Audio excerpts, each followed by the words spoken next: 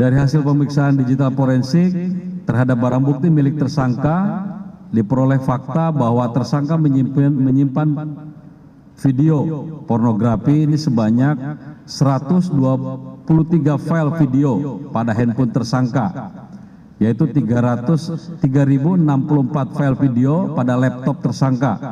Jadi total secara keseluruhan ada 1.058 file video. Tersangka OS dijerat dengan pasal 45 ayat 1 junto pasal 27 ayat 1 Undang-Undang ITE. Kemudian kita terapkan juga pasal 29 junto pasal 4 ayat 1 Undang-Undang nomor 44 tahun 2008 tentang pornografi. Nah, tentunya dengan ancaman 12 tahun penjara atau denda paling banyak 6 miliar rupiah. Rekan-rekan media yang saya hormati, jadi selain pengungkapan kasus pembuatan website pornografi yang kami gelar baru saja, pada hari ini juga kami sampaikan bahwa penyidik Direktorat Tindak Pidana Siber pada tanggal 3 Oktober 2024 telah berhasil mengungkap tindak pidana pornografi anak secara online dengan modus yang berbeda dengan yang tadi tentunya, melalui media sosial Telegram dengan nama grup Meguru Sensei dan Acil Sunda. Adapun untuk masuk bergabung menjadi member atau subscribe ke dalam grup tersebut, tersangka mematok harga antara 50.000 sampai dengan 300.000. Perlu diketahui bahwa saat ini member di grup Telegram Meguru Sensei ini berjumlah 2.701 member, sedangkan di Acil Sunda berjumlah 2.222 dan berisi 146 video yang diantaranya berisi adegan asusila dengan anak di bawah umur dan adegan susila sesama jenis atau sesama pria yang dibuat dan diperankan oleh tersangka atau yang ada di belakang kami. Mana tersangkanya dikeluarkan saja. Disampaikan kepada rekan-rekan media bahwa penyidik di Tipit Cyber telah melakukan penangkapan terhadap 2 tersangka yang bisa ditampilkan dengan inisial MS dan S alias Acil Sunda, serta 1 orang anak yang berkonflik dengan hukum dengan inisial SHP dengan masing-masing peran sebagai berikut. Pertama, tersangka inisial MS berumur 26 tahun pada tanggal 3 Oktober 2024 tersangka dilakukan penangkapan di Jetis, Kecamatan Grogol, Kota Sukoharjo, Jawa Tengah, di mana tersangka adalah selaku penjual konten video porno yang berisikan adegan asusila anak di bawah umur melalui media sosial Telegram.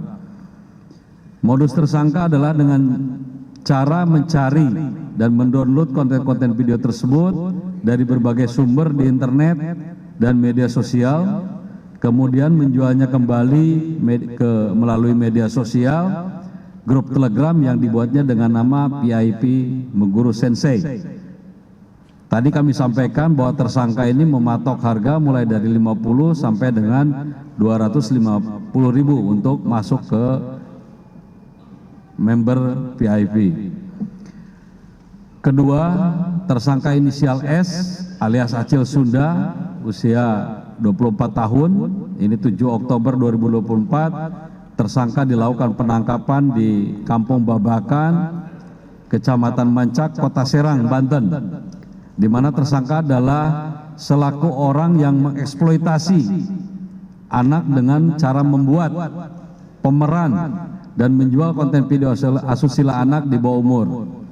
Tersangka juga yang mencari talent serta beradegan asusila dengan anak di bawah umur dan merekamnya menjadi sebuah konten video asusila, lalu disebarkan melalui media sosial grup Telegram yang dibuatnya dengan nama Acil Sunda. Nah, tersangka mematok harga 300.000 untuk masuk kepada member, kemudian juga tersangka yang menawarkan dan menjanjikan akan memberikan satu buah handphone. Ya, namun pada kenyataannya korban anak di bawah umur hanya diberikan uang sebesar 200.000. Ketiga, anak yang berkonflik dengan hukum, ini saudara ABH, inisialnya SHP, usianya 16 tahun. ABH yang berdomisili di daerah Utan Kayu Selatan, Kecamatan Matraman, Jakarta Timur, di mana ABH berperan mencari talent anak di bawah umur di lingkungan pertemanan sebayanya untuk ditawarkan membuat konten video asusila bersama dengan tersangka inisial S alias Acil Sunda, dengan dijanjikan akan mendapatkan bagian dari hasil video yang dijual.